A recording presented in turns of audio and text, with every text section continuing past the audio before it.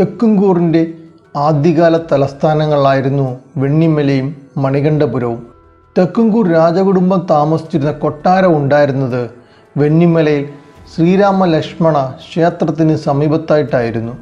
അതുകൊണ്ട് തന്നെ വെണ്ണിമലയ്ക്ക് ഒരുപാട് രഹസ്യങ്ങൾ പറയാനുണ്ടാകും എന്നാണ് കരുതപ്പെടുന്നത്.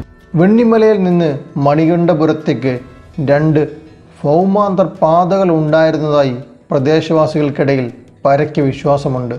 തുരങ്കങ്ങൾ ഉണ്ടായിരുന്നു എന്ന് നാട്ടുകാരുടെ സംശയം ശരിയാണെന്ന് ഉറപ്പിക്കുന്ന ഒരു സംഭവം കുറച്ച് വർഷങ്ങൾക്ക് മുമ്പ് നടന്നിരുന്നു.